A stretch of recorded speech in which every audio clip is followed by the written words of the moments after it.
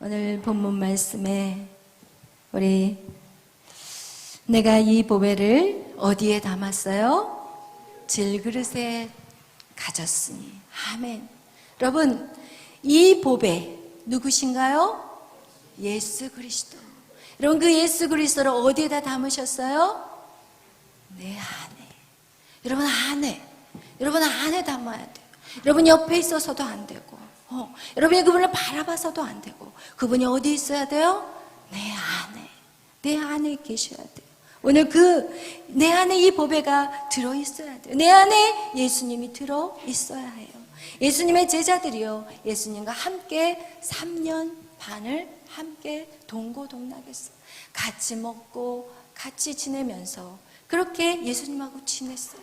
그러나 예수님에 대해서 전혀 몰랐어요. 여러분, 같이 함께 있다고 해서 아는 게 절대 아니에요. 그것을 어떻게 알 수가 있냐? 오늘 우리 성경 예수님의 제자의 뜻을, 제자의 모습을 보면 알 수가 있어요. 예수님의 그들은 예수님의 뜻이 무엇인지 몰랐어요. 예수님이 왜 이 땅에 온지도 몰랐어요. 예수님의 마음이 어디에 가 있는지 전혀 1도 몰랐습니다. 아멘. 예수님의 제자들에게 예수님이 말씀을 안 한 게 아니에요. 예수님은 계속 얘기하셨어요. 뭐라고 얘기하셨냐? 내가 여기에 온 것은 내 뜻을 이루게 온 것이 아니고 아버지의 뜻을 이루러 왔다. 그러면서 또 뭐라고 얘기하셨냐? 나는 많은 고난을 받을 것이고, 나는 십자가에 죽을 것이고, 나는 부활할 것이다. 이런 말을 계속해도 그 예수님을 가장 사랑했던 그 베드로조차도 예수님, 무슨 말씀이에요? 그리 맛이 없어서 그렇게 되시면 안 됩니다. 예수님을 그렇게 사랑했던 그 예수님의 제자 베드로조차도 예수님의 뜻을 모르고 예수님의 마음을 몰랐어요. 여러분, 그러나 그들이 예수님의 그렇게 수없는 산상수훈을 들었고, 예수님 많은 병자를 고치셨고 많은 기적과 이적을 보았는데도 그들은 마음은 꼼짝도 안 했다는 거예요. 여러분이 신앙생활을 하는 이유가 무엇입니까? 하나님의 말씀을 듣고 여러분의 삶의 기적을 보기를 원하십니까? 그러나 그 기적조차도 여러분 예수님을 알 수 없다는 거예요. 우리에게 보여주시는 그 기적조차도 예수님을 알 수 없다고 말씀하고 있는 것이에요. 그들의 마음에는 무엇이 있었어요? 그들의 마음에는요, 자기의 생각들이 있었어요.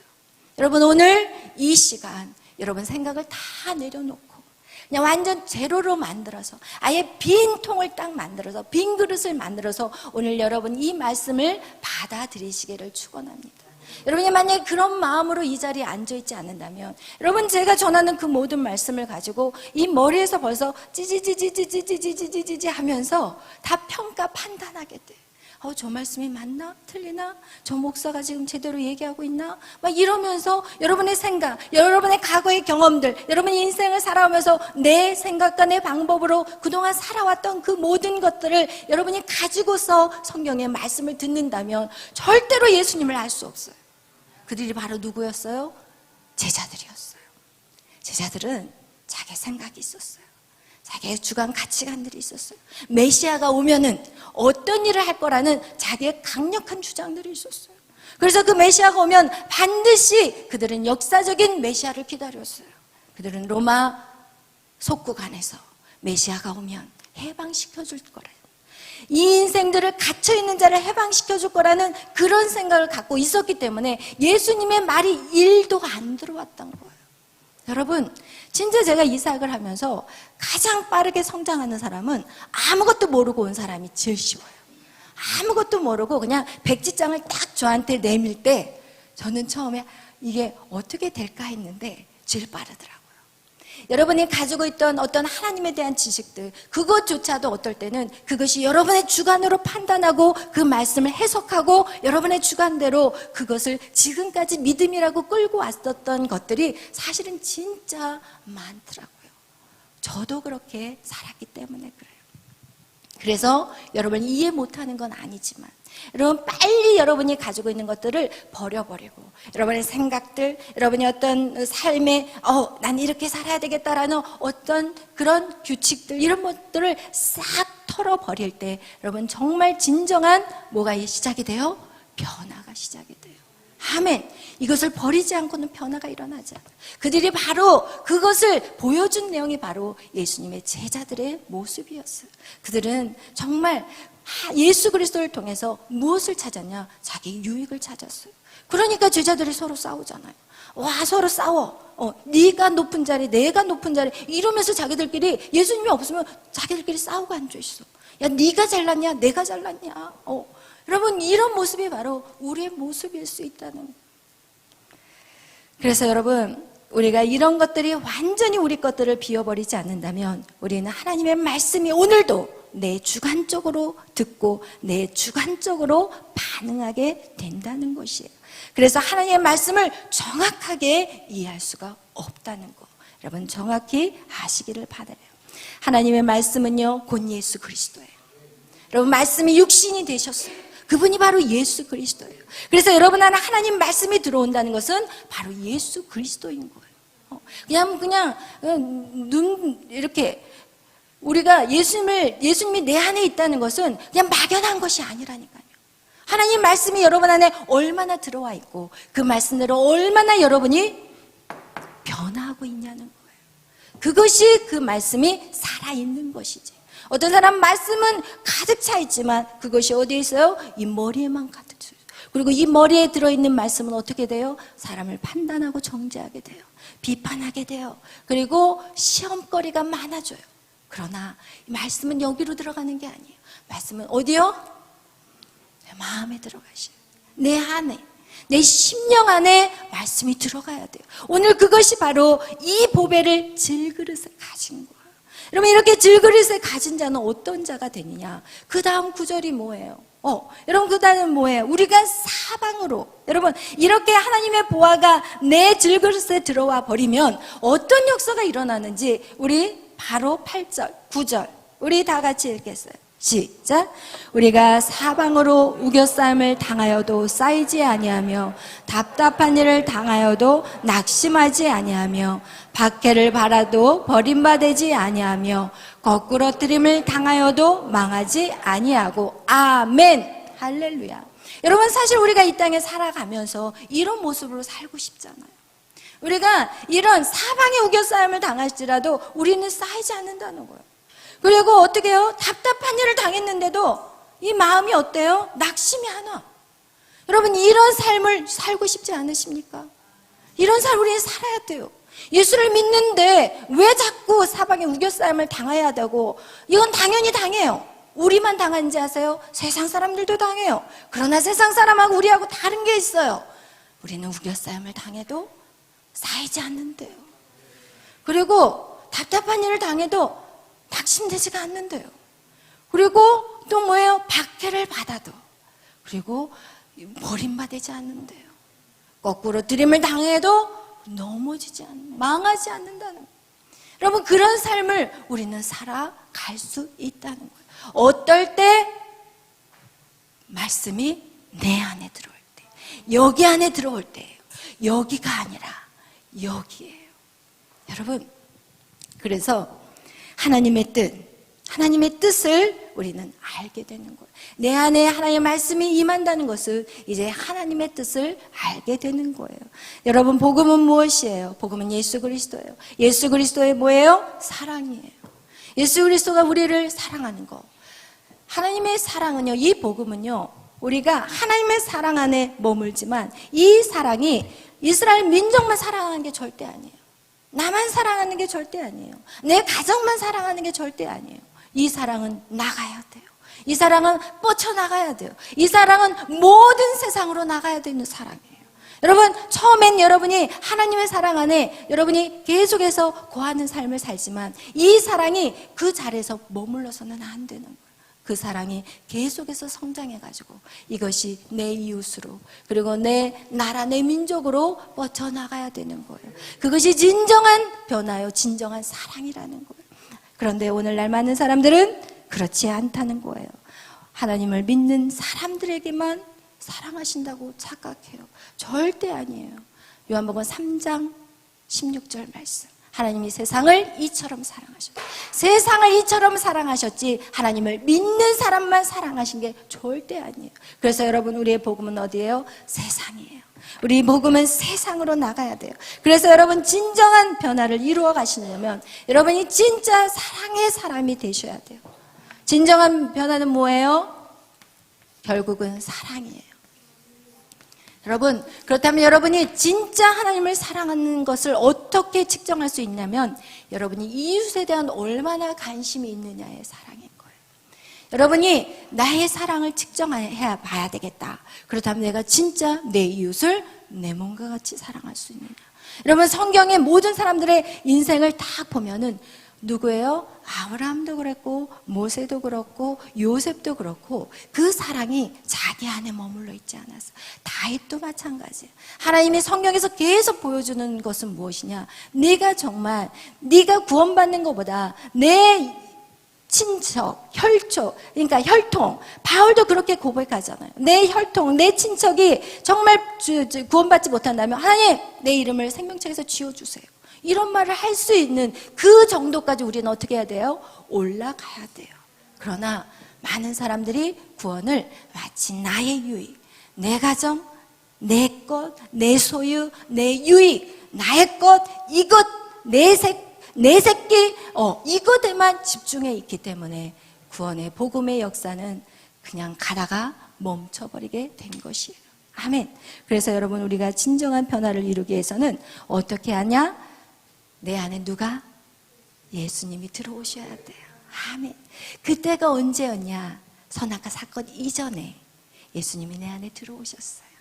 하나님 생기를 후 하고 불어넣을 때 우리 안에 예수님의 영이 들어오셨어요. 예수님이 내 안에 거하신 거예요. 그분이 성령님이었어요. 하나님이 내 안에 들어오신 사건이 바로 하나님은 우리를 태초에 창조하셨을 때의 우리의 모습이었어요. 그러나 선악과 사건 이후에 우리의 모습은 어떻게 되었어요? 내 안에 계신 하나님이 떠나버린 거예요. 그래서 성경 계속해서 구약 성경에 뭐라고 말하시냐면, 야, 성막을 지어라. 이스라엘 민족에게 성막을 왜 지라고 했냐? 하나님 눈으로 보여주기를 원했어요. 하나님의 언어로는 우리가 절대로 이해할 수가 없으니까 여러분, 어린아이에게 우리가 아무리 큰 것들을 가르쳐주고 싶어도 그 아이의 연령에 맞게 대화가 이루어져요. 그러잖아요. 그러니까 그 아이의 연령에 맞게 대화를 하다 보니까 하나님 구약 성경에는 그냥 표면적으로 보여지는 눈으로 보여지는, 사람은 눈으로 보지 않는 믿지 않기 때문에 보여지는 성막을 통해서 하나님이 너희 안에 거하고 싶어, 이거를 보여주시는 거예요. 성막을 통해서 하나님이 거할 집을 만들어 놓으시는 게 성막이었어요. 그것이 점점 솔로몬 시대에서는 성전이 되었고, 이 성전이 더 나아가서 신약 시대에서는 뭐예요? 교회가 되었지만, 여러분 뭐라고 얘기해요? 뭐라고? 너의 몸이 하나님의 거하는 집이라고 말하고 있어요. 하나님이 지금 너의 몸, 우리의 이 몸을 성전으로 삼고 싶은 이 얘기를 하고 싶어서 구약의 성막부터 시작하시는 거예요. 왜냐면 이해를 못해. 너희 몸이 성전이냐고 하면 달랑 이렇게 들어버리면 이해하겠어요? 못해요. 그렇기 때문에 우리에게 하나님이 눈으로 가시적으로 보여지는 그 사건들이 구약에서 나타나게 하셨고, 그리고 영적인 것들은 신약에 가서 풀어버려요. 그렇기 때문에 우리의 신약에 살고 있는 저와 여러분은 진짜 축복인 거예요. 왜? 다 보고 계시잖아. 구약의 사람들은 보지 않고 믿었거든요. 그러나 신약의 저와 여러분은 다 보고, 이 하나님의 그 역사, 구원의 역사, 구속사를 여러분이 성경 안에 다 보여주고 계시잖아요. 근데 믿지 않는다니까요. 믿지 않는다니까요. 한탄할 노릇인 거죠. 여러분, 우리 여호와의, 우리의 몸, 여러분, 하나님이 여러분의 몸을 원하세요. 여러분 안에 들어가기를 원하세요. 그러나 여러분이 너무 세, 여러분이 너무나 강해, 여러분의 생각이 너무나도 강해. 하나님을 받아들일 수. 그래서 여러분, 이것을 우리 안에, 이 몸 안에 들어오는 그 역사가 언제 일어나냐? 바로 오순절 성령의 역사였어요.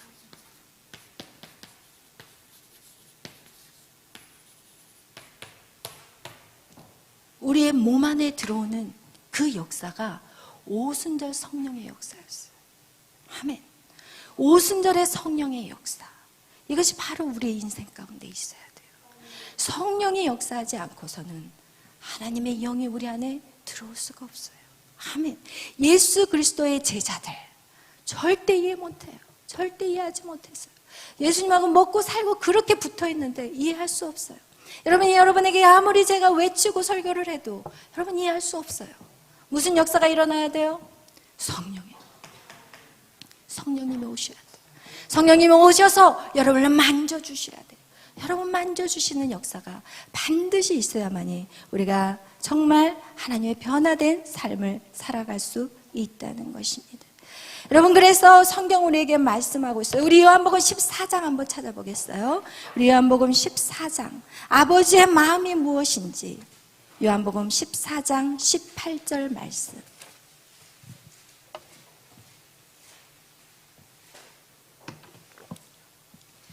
요한복음 14장 18절 우리 다 같이 먼저 한 절 읽겠어요. 요한복음 14장 18절 시작. 내가 너희를 고와 같이 버려두지 아니하고 너희에게 오리라. 아멘.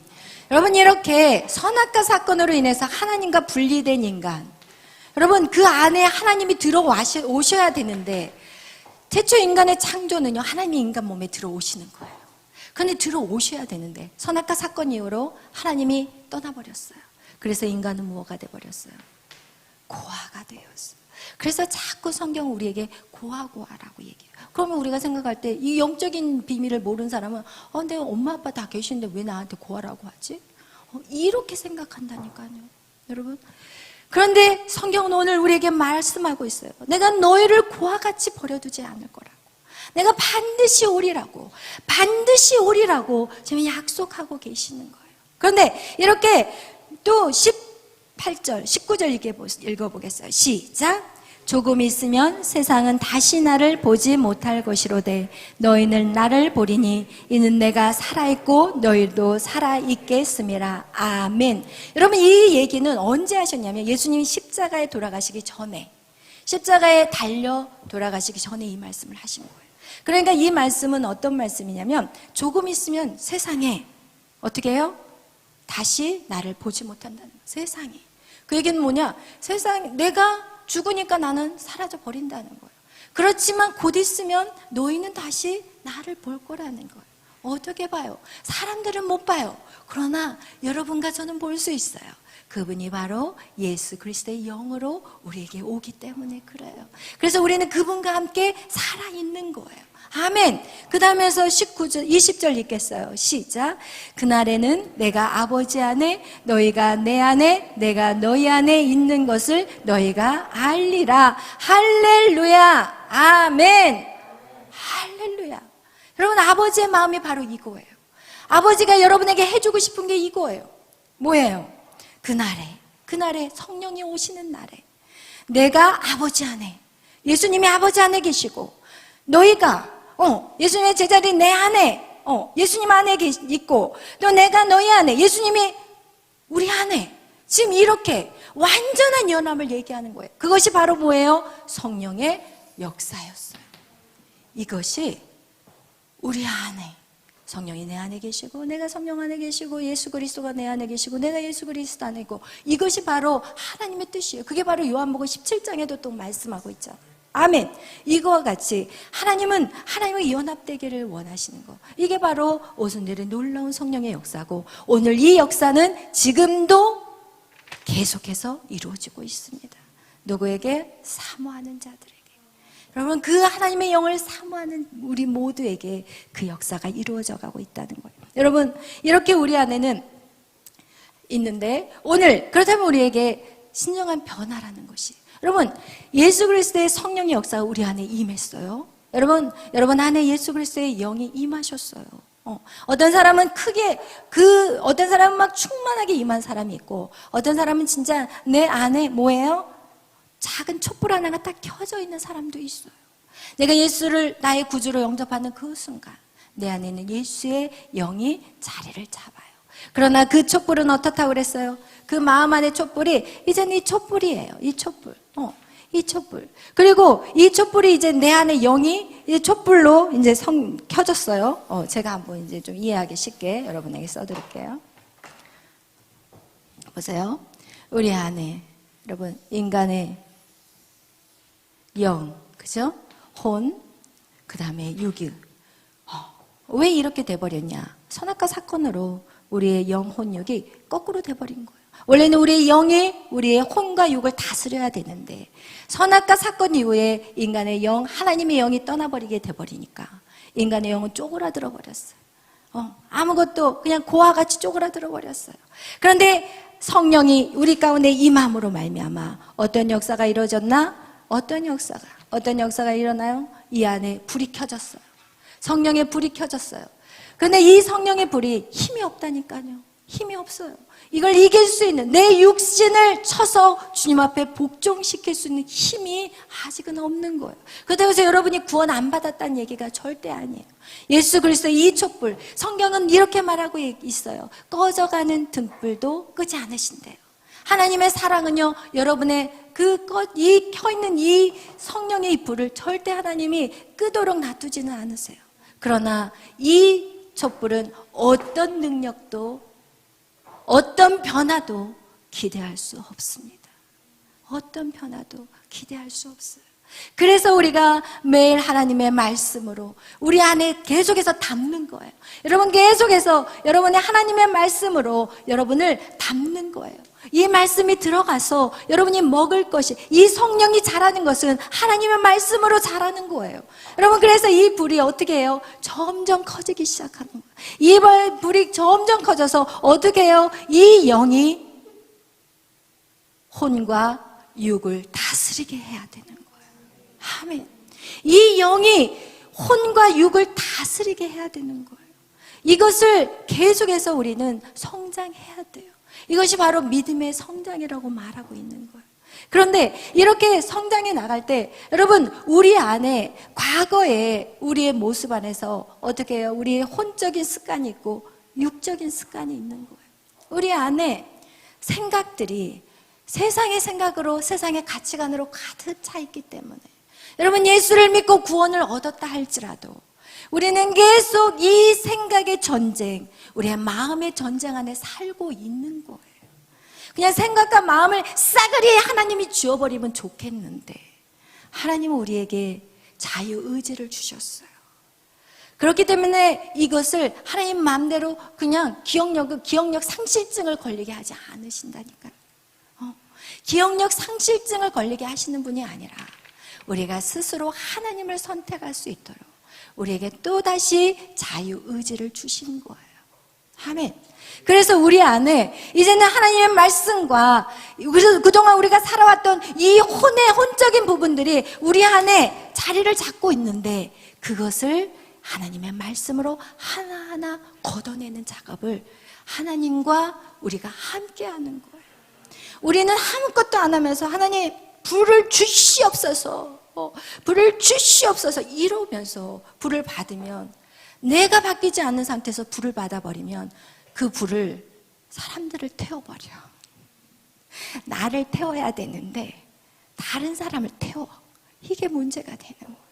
내가 바뀌어야만이 다른 사람을 정말 제대로 예수님의 모습으로 섬기면서 도울 수가 있는데 나는 하나도 안 바뀌고 불을 받아버리니까 골치 아프더라고요. 그리고 그냥 자기 혼자 세상을 다 얻은 것 같이 하나님의 능력을 다 받은 것 같이 그렇게 교만해지더라고요. 여러분 그래서 우리가 하나님을 만나는 것들이 더디되는 것에 여러분 감사하셔야 돼요. 왜냐하면 여러분의 그릇을 정말 하나님은 깨끗한 것으로 만들어야만이 그 안에 불을 넣어줬을 때 그때 진정한 예수 그리스도의 모습으로 살아낼 수가 있는 것입니다. 아멘.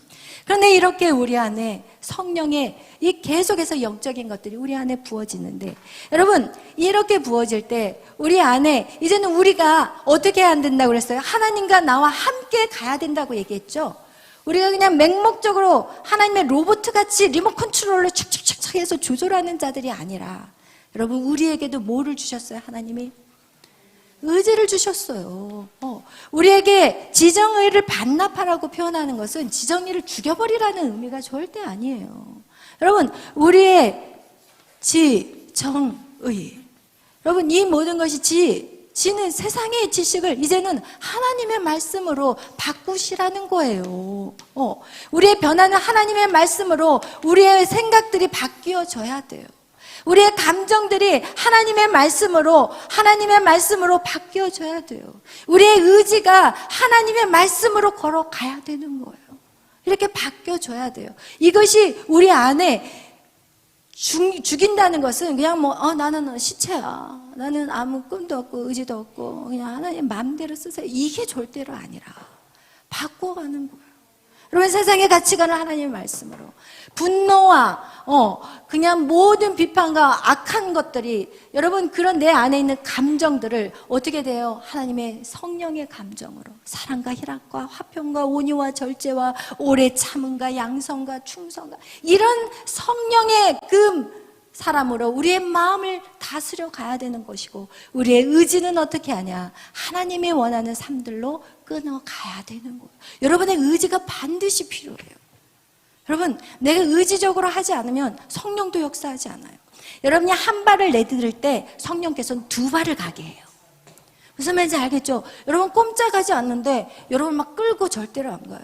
여러분 한 발을 내디뎌. 근데 그 내딛는 순종이 쉽지는 않아요. 마치 요단강을 밟을 때 물살이 출렁출렁한데 이걸 밟으면 내가 죽을 것 같거든. 내가 이걸 순종하면 내 자존심이 완전 똥이 되거든. 내가 이걸 순종하면 와 세상에서 완전 개무시를 당할 것 같거든. 내가 이걸 순종하면 와 진짜 나는 이런 순종을 얘기하는 거예요. 여러분 이런 순종을 의지적으로 하지 않으면 여러분 절대로 성령도 역사하지 않아요. 여러분이 죽는다는 것은 무엇이냐? 여러분이 지금 버티고 있는 것을 죽이라는 거예요. 여러분이 지금 생명과 같이 이걸 놓으면 나는 안 돼. 여기까지는 내가 놓을 수 없어. 내가 다른 건 다 지킬 수 있지만 이거는 안 돼. 이것을 내려놓는 것이 바로 죽는 거예요. 여러분 안에 그게 무엇인가요? 그게 무엇인가요? 그거를 찾으셔야 돼요. 그거를 내려놓으셔야 돼요. 여러분 그러면서 여기서 이렇게 우리의 삶의 진정한 변화들을 이루어갈 때 첫 번째로 어떤 변화가 일어나냐? 오순절의 성령의 역사에서 최초로 먼저 일어난 게 뭐라고 그랬어요? 말이었어. 할렐루야. 뭐예요? 사람들의 말이 어떻게 됐어요? 방언이 터지기 시작했어요. 그죠? 성령의 역사는 방언이 터지기. 여러분 방언 사모하셔야 돼요. 진짜. 여러분 방언은 받아도 되고 안 받아도 되고 방언을 받았다 구원을 못 받는 거 절대 아니에요. 그러나 방언을 받아야만이 하나님의 깊은 뜻을 이해하기 시작해요. 방언을 받을 때 정말 영적인 세계들이 더 열려지기 시작해서 그러는 거지, 방언은요 사람들에게 유익해서 받으라고 안 해요. 나한테 유익하다고 성경에 나와 있어. 예언은 사람들에게 유익을 주지만 방언은 나에게 유익을 줘요. 그래서 여러분이 정말 영적인 세계를 더 깊이 들어가고 싶고 하나님의 뜻을 더 알기를 원하십니까? 그럼 여러분 방언을 사모하세요. 이것은 나 혼자 와라라 샤샤 막 이러면서 야 나 이 정도다. 야 너 나 깔보면 안 돼. 와샤라 막 이러면서 이 방언을 가지고 마치 내 교만함과 자랑함으로 야 나 방언해. 이런 방언은 절대 안 돼요. 항상 우리가 방언을 할 때도 믿음이 연약한 사람들이 있다면 여러분 조금 절제할 필요도 있어요. 사람들이 교회 처음 왔는데 막 방언해버리면은 그 사람이 불편할 수 있어요. 그럴 때는 우리가 조금 절제하면서 그렇다고 안 하면 안 돼요. 할렐루야. 왜냐하면 그것은 너무나도 아름다운 거니까. 하나님의 선물이기 때문에. 이렇게 우리에게 주시는 첫 번째 변화가 어떤 성령의 역사의 첫 번째 변화가 바로 말이었어요. 이 말이 바뀌셔야 돼요. 여러분 첫 번째 여러분이 바뀌어야 될 게 바로 말이라는 거예요. 아멘. 그래서 우리가 이 성경을 보면 선악과 사건 이후로부터 인간에게는 무엇이 왔냐? 사실은요 인간에게는요 저주가 왔어요. 저주. 근데 그것에 이 저주가 왔는데 사실은 그 저주가 온 것에 대해서 특별하게 우리가 어떤 저주인지는 사실은 몰랐어요. 그러나 성경은 말하고 있어요. 너희가 이제는 수고해야 먹을 것을 거둘 것이고, 그리고 너희들이 그렇게 막 힘들게 너희가 살아갈 거라는 그런 저주도 주셨지만, 여러분 정확하게 어떤 저주인지를 보여주는 사건이 바로 바벨탑 사건이었어요. 여러분, 바벨탑 사건에서 하나님이 어떤 일을 하셨어요? 바벨탑 사건에서. 바벨탑 사건으로 우리는 뭘 딱 떠오를 수 있죠? 언어가 나뉘어졌어요. 언어를 흩으셨어요. 그때까지만 해도 인간의 언어에는 놀라운 능력이 있었던 것 같아요. 그래서 사람들이 그 언어를 가지고 어떻게 하냐? 자기의 성을 쌓기 시작해요. 여러분, 우리는 하나님을 떠나서는 절대 살 수 없어요. 왜? 하나님 우리를 창조하시는 그 방법이 하나님의 영이 들어와야만 인간이 되는 거예요. 그런데 하나님과 사단은 우리를 분리시키려고 하는 거예요. 그래서 여러분이 하나님과 자꾸 분리되려고 하는 그런 마음들이 결국은 누구의 계략이냐? 바로 악한 사단, 원수 마귀라는 거예요. 그래서 이게 우리에게 어떻게 하냐? 이 바벨탑의 사건은 어떻게 하냐? 사람들이 자기의 성을 쌓는 거예요. 여러분 잘 생각해 보세요. 여러분 한 주간도 여러분 누구의 성을 쌓고 오셨나요? 여러분 자기의 성을 많이 쌓아요. 예수님을 믿는 목적도 자기의 성을 쌓기 위해서 예수님이 필요한 거예요. 여러분 그래서는 우리는 절대로 하나님의 뜻을 모르는 거예요. 똑같아. 예수님의 제자들하고 똑같은 삶을 사는 거예요. 예수님의 제자들은 예수님이 이 로마의 그 속국에서 우리를 구원해서 이제는 이스라엘 민족들이 독립을 할 거야. 이것을 기대했거든요. 그거하고 우리하고 똑같은 거예요. 여러분이 만약에 오늘도 여러분이 한 주간 여러분의 성을 쌓고 왔다면 여러분이 예수님의 제자하고 똑같은 거예요. 하나도 다를 게 없어요. 그런데 이렇게 이 바벨탑은 자기의 성을 쌓는 거예요. 우리를 위하여 더 높은 곳을 쌓자. 이렇게 했을 때 하나님께서는 어떻게 했냐? 그 언어를 흩어버리셨어요. 왜냐하면 가만히 놔두면 제2의 노아 홍수는 하나님 물론은 이제는 안 하시겠지만 또 반드시 심판을 할 수밖에 없는 상황이 올 수밖에 없다는 거예요. 자기들끼리 모여서 하는 것이 성 쌓는 데 집중하고 있으니까. 그래서 하나님은 어떻게 하셨냐? 언어를 흩어버리셨어요. 그것은 무엇이냐? 사람의 언어를 흩어버렸다는 것은 각국의 나라로 흩어버린 것도 있지만 결국은 그 말의 권세를 바꿔버리셨어요. 뭐로? 저주로 바꿔버리셨어요. 그래서 인간은 어때요? 인간의 그 모든 언어들은 사실은 우리가 인간의 말들은 무엇을 얘기해요? 인간의 언어들을 생각을 해보세요. 인간의 언어들은요, 과거로부터 현재까지 일을 항상 얘기해요. 우리가 지난번에도 말씀을 나눴지만 하나님은 우리에게 찾아오실 때 하나님의 언어는 뭐예요? 하나님의 언어는 장래일을 말해요.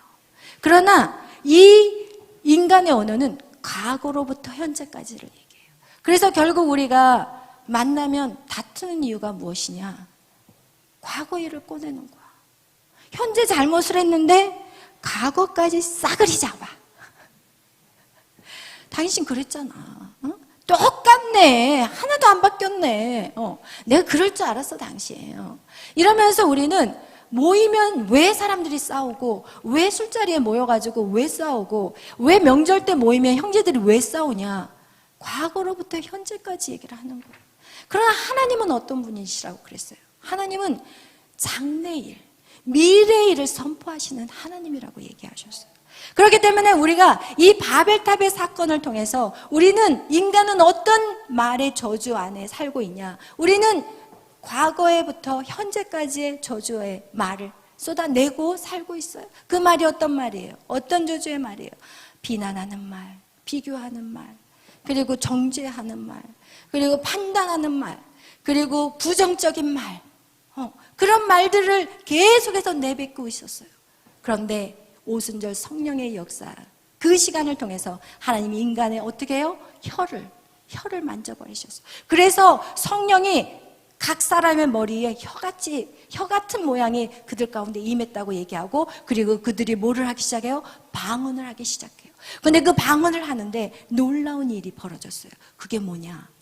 여기서 막 방언으로 얘기를 하는데 각 나라에서 온 디아스포라 1.2세, 2세들이 왔으면 언어들이 일치가 안 되고 못 알아듣거든요. 근데 각 나라에서 살고 있는 유대인들도 오고 이방인들도 왔는데 거기에서 방언으로 말하는데 이 방언으로 말하는 그 내용을 모든 사람이 다 알아들어 버리는 거예요. 마치 조영기 목사님이 미국에 가셔서 막 방언, 미국 방언으로, 그 영어 방언으로 막 방언을 하는데 그 나라 사람들이 조영기 목사님의 설교 말씀을 다 알아들어. 통역이 필요 없이. 그런 역사가 동일하게 일어났다고 하시더라고요. 그거와 같이 여러분, 이 흩어졌던 이 말들이 성령의 역사 안에서 하나가 되는 그 놀라운 시간이 바로 오순절 성령의 역사의 시간이었다는 거예요. 아멘. 그리고 나서 어떻게 해요? 그들의 말에 선포가 달라지기 시작해요. 어떻게 바뀌었는지 우리 사도행전 2장 17절 말씀 보겠어요. 사도행전 2장 17절 말씀.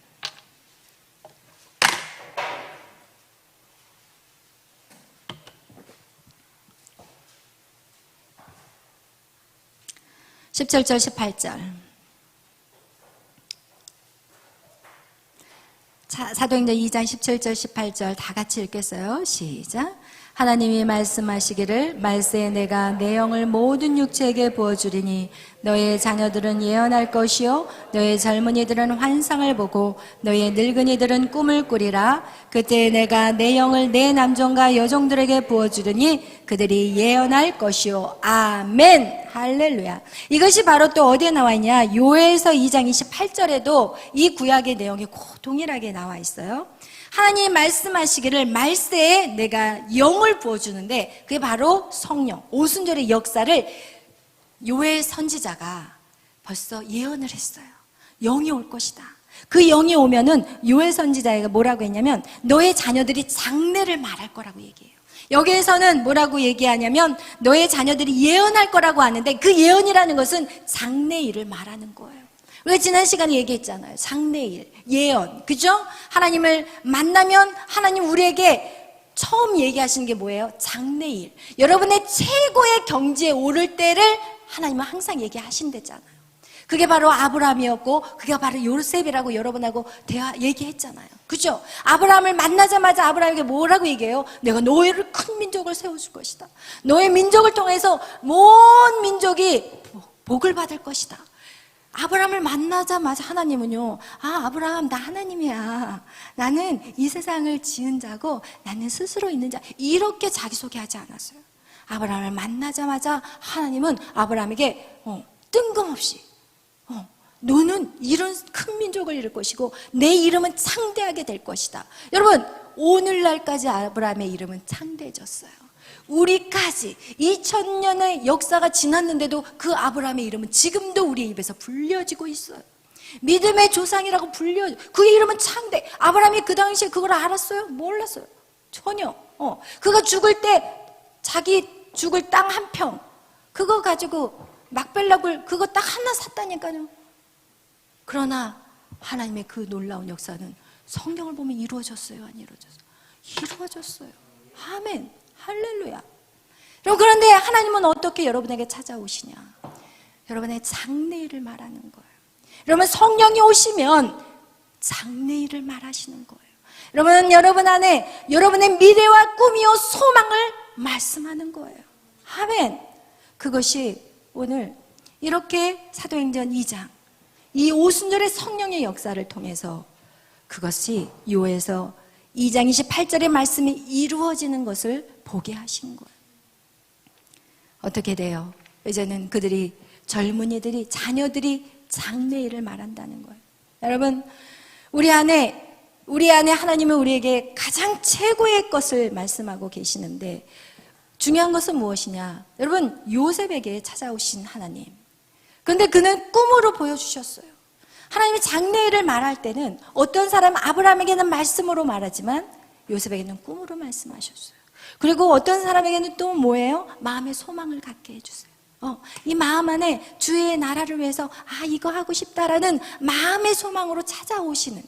그래서 우리는 뭐 이게 맞다 저게 맞다 이렇게 말할 수 없어요. 또 어떤 모습으로 찾아올지 우리는 제한할 수 없는 거예요. 하나님 우리에게 찾아오시는 그 방법에 대해서는 한계를 둘 수 없는 거예요. 나는 말씀으로 줬는데 너 꿈? 그거 아니야, 개꿈이야, 이렇게 말할 수 없는 거예요. 아멘. 그런데 이 요셉에게 하나님이 그 꿈을 보여주셨을 때 꿈에 대한 어떠한 반응이냐는 거예요. 여러분, 여러분에게도 어떤 분들에게는 이미 이제 꿈을 얻은 분들이 계실 거예요.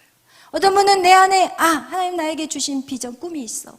그렇다면 그 일들을 이루기 위해서 보세요. 요셉 같은 삶은 어떤 삶이었어요? 이미 자기가 가장 높은 자가 돼버렸어요. 그가 노예로 팔려갔지만 그의 마음은요, 노예가 아니에요, 더 이상. 여러분, 주의 영이 임하시면 여러분 어떻게 되냐면 우리의 모든 상처를 하나님 치유하시고 너희가 감옥에 갇혀 있을지라도 어떻게 거기에서 나오는 삶을 사는 거예요. 내 몸은 감옥에 있지만 나온 자의 모습으로 살아간다는 거예요. 그게 바로 또 사도 바울의 모습이었어요. 사도 바울이 감옥에서 갇혔는데 거기서 찬양을 하고 노래를 불러요. 여러분, 매를 뒤지게 맞아가지고 몸이 만신창이 돼가지고 끌려 들어가서 감옥에 딱 앉아 있는데 여러분 같으면 노래가 나오겠어요? 열받지. 우와, 이거 뭐야? 내가 주를 위해서 이렇게 전도행을 이렇게 다니는데 나를 갖다가 두드러 패? 하나님 계십니까? 하나님 어디 계십니까? 이러면서요, 시험 든 사람 진짜 많아요. 하나님 안 계신다고 이러면서 뒤돌아 가버린 사람 수도 없이 많아요. 그러나 사도 바울은 어때요? 자기는 이방인의 빛이야. 나는 이방인의 빛이고 나는 로마 왕까지 만나야 될 사람이야. 나는 이런 사람이기 때문에 이 현실, 이것은 내가 눈에 보이는 현실일 뿐이지 나는 영적인 세계를 살고 있는 거야. 여러분, 요셉의 인생도 마찬가지예요. 그가 노예였는데 노예의 삶, 자기는 더 이상 노예가 아닌 거예요. 왜? 자기에겐 꿈이 있어요. 형제들이 자기에게 절을 하고 부모들이 자기에게 절을 하는 그 꿈을 이미 봐버렸기 때문에 요셉은 그 꿈 속에 살아버린 거예요. 와, 나는 내가 이 집에 살고 있지만 나는 이 노예가 아니라 난 집사야. 내가 감옥에 살고 있지만 나는 죄수가 아니라 나는 간수야. 여러분, 이런 마음으로 살았다는 거예요. 그것이 바로 여러분 어떤 자예요? 성령을 받은 자예요. 성령을 받은 자. 성령을 받은 자는 여러분이 현재의 모습으로 여러분을 바라보는 게 아니에요. 그리고 하나님이 여러분에게 주신 그 꿈과 비전을 가지고 현재 여러분이 살아가는 거예요. 그러면 자세가 달라요. 자세가. 노예의 삶의 자세와 그 집의 집사의 자세가 달라요. 여러분 생각해 보세요. 여러분이 회사를 차렸는데 여러분이 직원의 마음과 오너의 마음이 같은가요? 달라요. 그런데 이 요셉은 자기 거 아무것도 없는데도 오너의 마음을 가지고 살았다니까요. 여러분, 이런 자세가 중요해요. 이게 진짜 크리스찬이에요. 이것이 진짜 세상을 바꿀 수 있는 크리스찬이에요. 이런 마음이 없이는 세상을 바꿀 수가 없어요. 다 이기적이 돼. 야, 월급 요 쥐꼬리만한 거 주고 나를 일 시켜? 쥐꼬리만한 거 주고 나한테 늦게까지 야근하라고? 웃기고 있네. 내가 이 쥐꼬리 같은 거 받으려면 내가 다른 데 가서 나 혼자 하겠다. 이런 마음을 갖고 사는 사람 얼마나 많은지 몰라요. 절대 하나님의 마음이 아니에요. 하나님의 마음은 세상의 마음이 있어요. 아멘. 세상에 잃어버린 영혼에게 마음이 있어요. 근데 그 영혼에 대한 일들을 누가 감당하냐고요? 하나님의 자녀인 저와 여러분이 그 일들을 감당하셔야 되는 거예요. 아멘. 할렐루야. 여러분, 이거와 같이 우리 안에, 우리의 삶에, 여러분 안에 이제는 어떤 자들이 돼야 되냐? 과거에 얽매이는 말을 하셔서는 안 돼요. 이제는 과거에 내 남편이 부도를 내가지고 왕창 망하고 와서 몇 번에 걸쳐 망했는데 또 사업을 한다고 하면 어차피 할 거. 당신이 잘 되면 내 손에 장을 지져. 그러면 그 사람은 진짜 안 돼. 남편이 안 된다니까요. 설사 망해서 온다 할지라도 어차피 하거든요.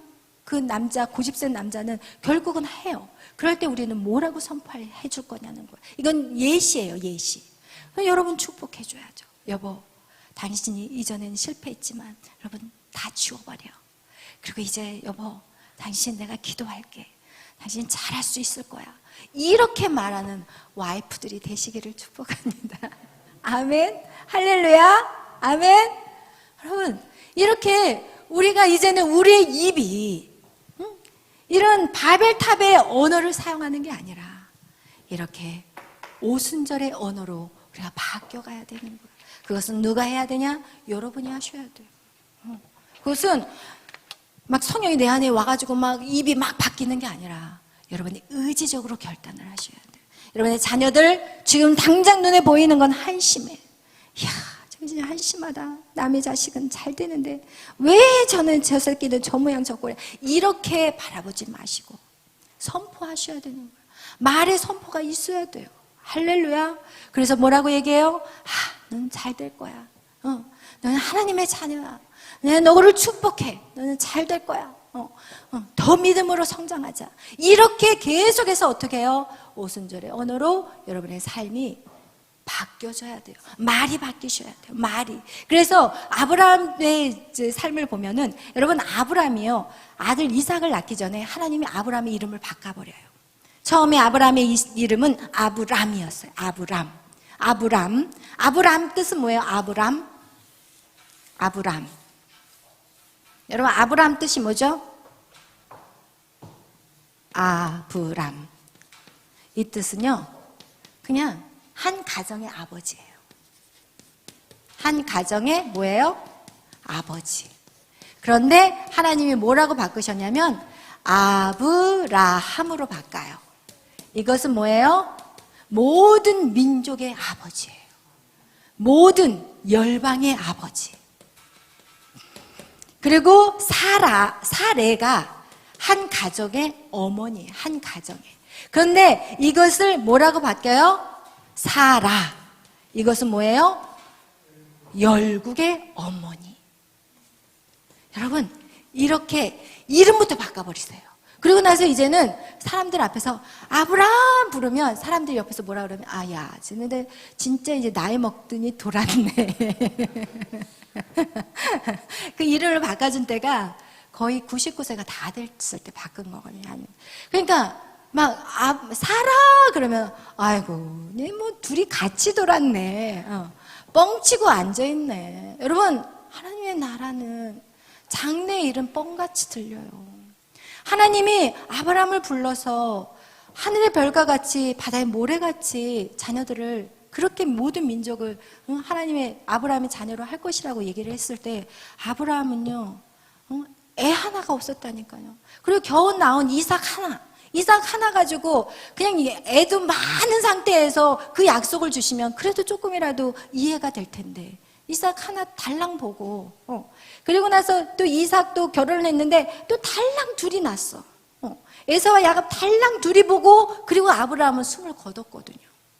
그러니까 아브라함이 봤던 것은 자기 아들 이삭이 낳은 두 아들, 그것도 이삭도 애가 안 생겨가지고 겨우겨우 해가지고 아들을 낳았는데 몇 살에? 60살에. 여러분, 이거 아브라함이 본 거는 진짜 영적인 것들을 보고 그가 믿었던 거예요. 여러분, 우리가 믿어야 될 것은 영적인 것들을 믿는 거예요. 아멘. 그러나 어떻게 하셨어요? 아브라함의 자손이 바로 여러분과 하나님을 믿는 모든 구원의 백성들이 바로 하나님의 자녀 아브라함의 자손인 거예요. 아멘. 이와 같이 여러분 이름을 바꿔서 부르는 거 뻥쳐 보여요. 여러분 우리 양준호 목사님 8,000교회 10만 선교사. 우와. 제가 처음에 정말 저도 얼마나 좀 이성적이에요. 제가 이성적이잖아요. 저희 목사님이 그런 뻥치면은 와, 뻥 좀 안 쳤으면 좋겠다. 뻥 좀 안 쳤으면 좋겠다. 그냥 적당히 했으면 좋겠다. 제가 항상 그런 생각을 했었어요. 그러나 지금은 그렇게 반응하지 않아요. 그렇게 반응하지 않아요. 조금 가끔씩 이제 힘들 때는 있어요. 왜? 또 일산에다, 또 안산에다 교회를 개척하셨잖아요. 힘들어요. 왜? 그렇지만 하나님 우리에게 말씀할 때 너가 이 땅에서 편하라고 한 적이 없어요. 이 땅에서 우리의 하나님의 계획은 무엇이에요? 예수 그리스도 이 땅에서 십자가를 지는 거였어요. 그분이 죽으셔야만이 영광의 자리에 갈 수 있었던 거예요. 그분이 죽으셔야만이 모든 인류의 구원이 있었던 거예요. 여러분, 우리의 모든 바라보는 시선이 무엇을 바라보느냐예요. 이 구원을 바라보는 시선이라면 오케이. 그러나 그것이 구원이 아닌 내 만족, 내 성취, 내가 좋아하는 거, 내가 기뻐하는 거, 내가 편안한 거, 내 삶의 안정감, 이런 것들이라면 여러분, 그것은 우리는 바꿔 가셔야 되는 거예요. 여러분, 정말 영적인 분별력이라는 건 무엇이냐? 그것이 바로 이것이 하나님의 구원의 역사예요. 하나님의 큰 구원을 보는 일인 것인가? 아니면 내 개인의 사사로운 일인가? 내 유익인가? 그걸 반드시 우리는 확인 작업을 하셔야 되는 거예요. 여러분, 그래서 오늘 우리가 이렇게 그 보화를 우리 몸에 짊어진 것은, 여러분, 그 능력이 우리의 능력이 아닌 하나님의 능력이라는 것을 알게 하시기 위함이라고 얘기하고 있어요. 그러면서 여기에서 뭐라고 얘기하냐? 우리 10절에서 11절 말씀 다 같이 한번 보겠어요. 시작. 우리가 항상 예수의 죽음, 고린도후서 4장 다시 보겠어요. 본문으로 돌아갑니다.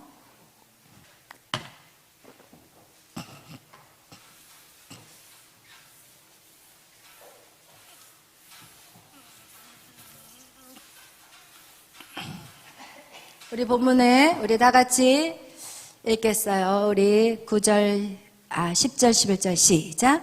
우리가 항상 예수의 죽음을 몸에 짊어짐은 예수의 생명이 또한 우리 몸에 나타내게 하려 함이라. 우리 살아있는 자가 항상 예수를 위하여 죽음에 넘겨짐은 예수의 생명이 또한 우리 죽은 육체에 나타나게 하려 함이라. 아멘. 그럼 우리가 항상 예수의 죽음을 몸에 짊어지라는 거예요.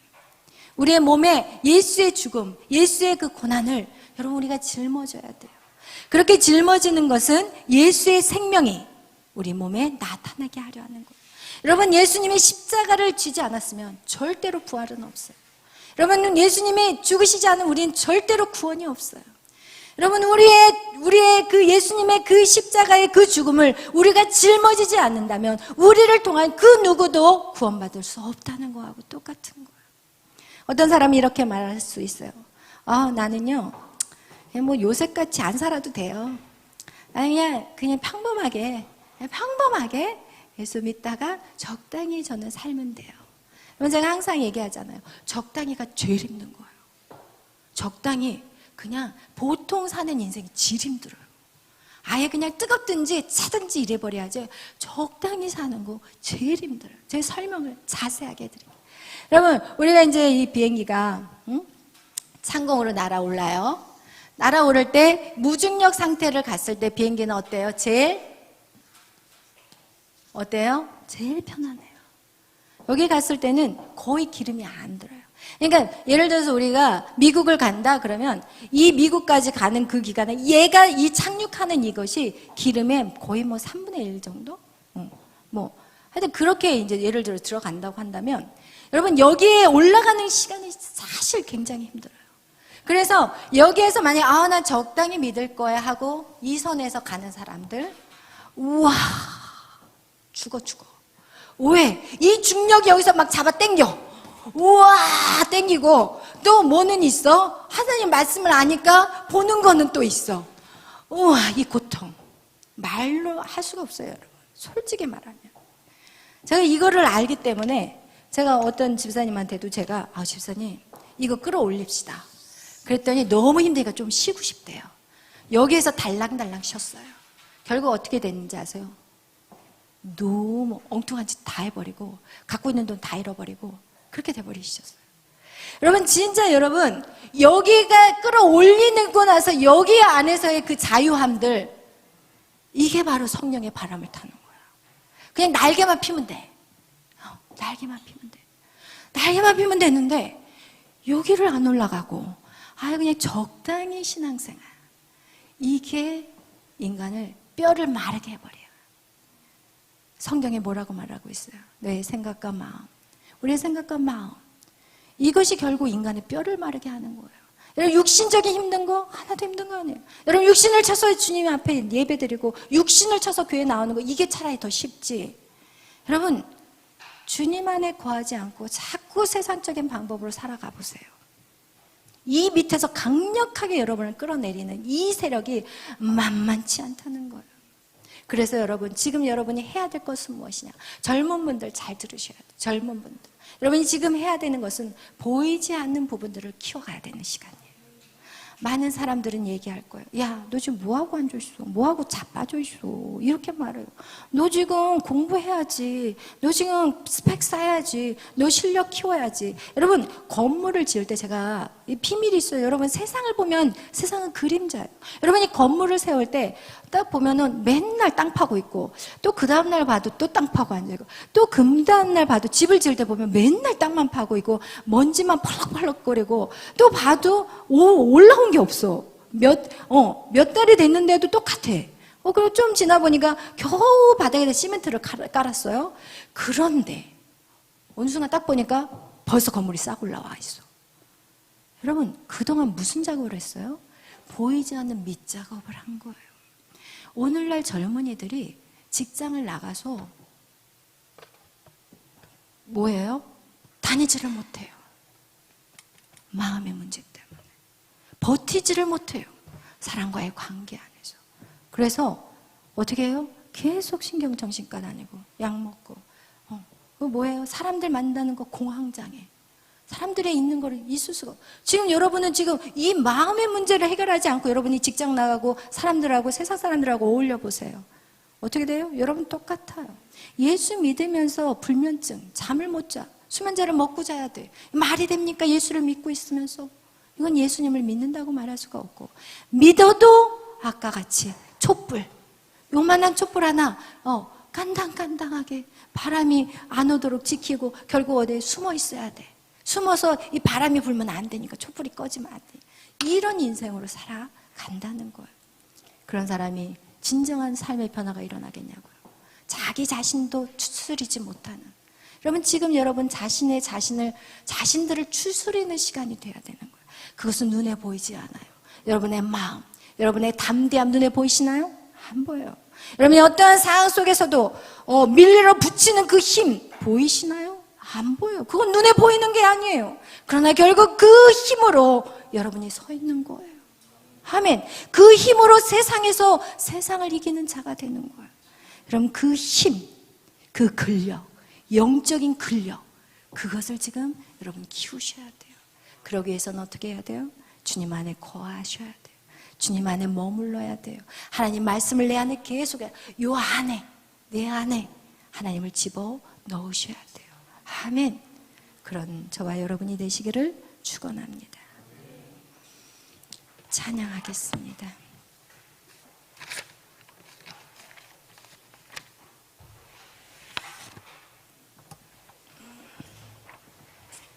주가 보이신 생명의 길.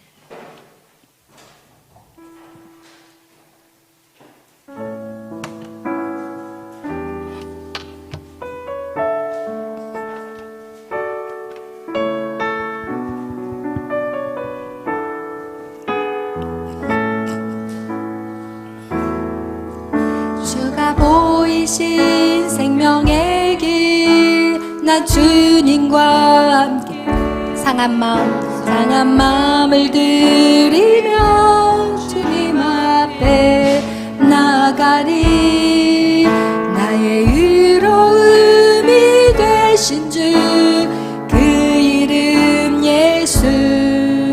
나의 길이 되신 이름 예수.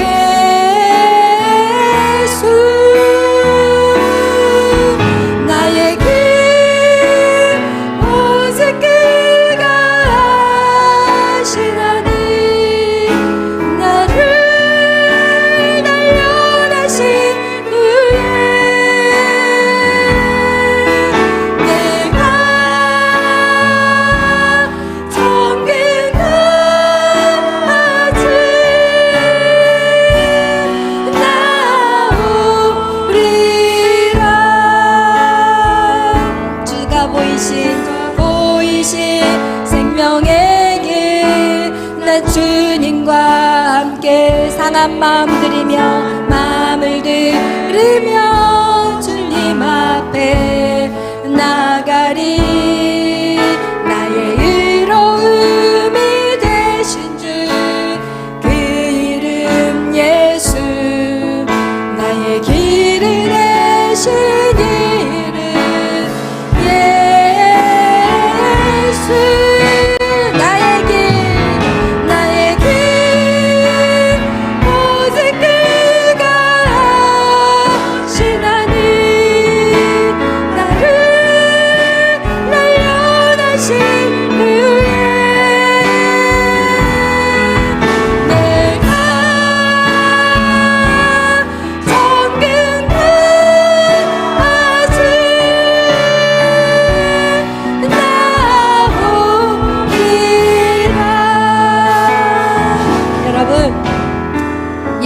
하나님이 여러분의 길을 아신다고 말씀하고 있습니다. 여러분, 여러분의 길을 여러분은 알지 못합니다. 여러분이 아무리 애쓰고 노력해도 여러분의 길을 찾을 수가 없습니다. 그러나 여러분을 지으신 그 하나님이 이미 여러분의 길을 다 준비하시고 여러분을 이 땅에 보내셨습니다. 그렇기 때문에 여러분의 길은 하나님이 준비하신 그 길로 여러분은 걸어가게 될 것입니다. 그 길이 여러분이 싫다고, 하나님 나 그 길 싫어요. 그렇다면 여러분 어떻게 인생을 살아가냐? 결국은 이스라엘 민족과 같이 뺑뺑이를 40년이라는 뺑뺑이를 돌게 될 것이고, 그리고 그곳에서 결국 죽고 말게 될 것입니다. 그러나 여러분, 하나님이 인도하시는 그 길을 두려워하지 마세요. 하나님은 여러분의 아버지이시고 여러분에게 가장 좋은 것을 주시기를 원하시는 그 사랑의 하나님이십니다. 그 하나님을 믿으시고 그 하나님을 신뢰하시고 그 하나님을 더 사랑하세요. 그렇다면 여러분이 그 길을 보게 될 것이고, 그 길이 세상에서 그 어떤 길보다도 가장 행복한 길인 것을 알게 될 것입니다. 오늘 여러분이 기도하실 때, 하나님, 나에게 정말 내 삶의 진정한 변화를 이루고 싶습니다. 그렇다면 내가 의지적으로 바뀌겠습니다. 하나님, 내가 정말 주님과 함께, 성령과 함께 내가 의지적으로 결단하며 내 발을 내딛겠습니다. 하나님, 말씀하여 주옵소서. 하나님, 나를 붙잡아 주시옵소서. 인생 마지막 그날까지, 주님을 만나는 그날까지 하나님 나의 길을 인도하시고, 내가 정말 믿음으로 그 길을 보게 하시고, 그리고 믿음으로 그것을 반응할 수 있도록 주여 인도하여 주시옵소서. 하나님, 우리의 그 십자가의 그 고난, 예수 그리스도의 그 고난을 우리의 몸에 짊어질 수 있는 믿음을 주시옵소서. 우리 다같이 주여 외치며 기도합니다. 주여, 주여, 주여. 주님 감사합니다. 주님 감사합니다. 우리의 눈을 열어주시고 우리의 마음의 문을 열어주셔서 하나님의 말씀이 우리의 심령 가운데 들어오게 하여 주옵소서. 하나님의 말씀이 내 심령 가운데, 내 심장 가운데 박히게 하여 주옵소서. 이제는 내 생각과 내 고집을 꺾게 하여 주시옵소서. 하나님, 나의 세상의 가치 기준도 꺾게 하여 주시옵소서. 하나님 말씀에 100% 순종하며 나가게 하여 주옵소서. 하나님, 내 안에 모든 것이 된 것들, 하나님 내 안에 모든 것이 되고 악한 것들, 하나님 이제는 그것에 자연 누릴 수 있도록 주여 역사하여 주시고 돌보시고 보호하여 주시옵소서. 성령 하나님 임하시옵소서. 우리의 삶의 진정한 변화가 일어나게 하여 주옵소서. 하나님 말에서부터 시작하게 하여 주옵소서. 우리의 말에서부터 하나님 진정한 변화가 일어나게 하여 주시고, 하나님 내가 의지적으로 이제는 하나님 아버지여 오순절의 언어를 사용하게 하여 주옵소서. 오순절의 성령의 언어를 사용하게 하여 주옵소서. 하나님 선포하게 하여 주옵소서. 하나님 선포하게 하여 주옵소서. 하나님의 말씀을 선포하게 하여 주옵소서. 안 된다, 못한다, 소극적인 말이 아니라 할 수 있다, 할 수 있다, 하면 된다, 믿음으로 선포하게 하여 주시옵소서. 우리의 삶의 믿음의 선포가 이루어지게 하여 주시고, 하나님 믿음의 결단이 일어나게 하여 주옵소서. 주여 역사하여 주시옵소서. 우리 안에 하나님의 말씀대로 하나님이여 주여 살아낼 수 있도록 도와주시고, 고난을 두려워하지 않게 하여 주옵소서. 우리에게 오는 모든 고난들을 두려워하지 않게 하시고, 하나님 그 고난 안에서 우리가 계속해서 훈련되게 하여 주옵소서. 단련되게 하여 주시옵소서. 무장되게 하여 주시옵소서. 주님 감사합니다. 주님 이 나라와 이 민족을 기억하여 주시옵소서. 이 땅을 하나님 치유하여 주시옵소서. 하나님의 자녀들이 하나님의 교회만 머물러 있지 않게 하시고, 하나님 세상에서 빛을 발하게 하여 주옵소서. 세상에 나가서 하나님 소금의 역할을 감당하게 하여 주시옵소서. 하나님의 자녀로서 하나님 이 땅을 다스리게 하여 주시옵소서. 세상의 악한 것들을 하나님이여 주여 대항하게 하시고, 하나님의 말씀으로 하나님의 악한 것들을 끌어낼 수 있도록 하나님 우리가 먼저 바로 살게 하여 주시옵소서. 이 민족을 구원하소서. 이 민족을 구원하소서. 이 나라를 구원하소서. 온 열방으로 하나님 나갈 수 있는, 하나님 세계 선교의 사명을 감당할 수 있는 하나님의 구속사가 이 땅 가운데 이루어질 수 있도록 오늘도 우리를 사용하여 주시옵소서. 숨지 않게 하시고 머물지 않게 하시고 주시고 계속하여 말씀으로 세워지게 하여 주옵소서. 말씀으로 세워지게 하여 주옵소서. 말씀이 내 삶을 이끌어가게 하여 주시옵소서. 오 주님 역사하소서. 주님 역사하소서. 주님 일하여 주시옵소서. 성령 하나님 오시옵소서. 이 영광 받아 주시옵소서. 주님 감사합니다. 예수님의 이름으로 기도하였습니다. 아멘.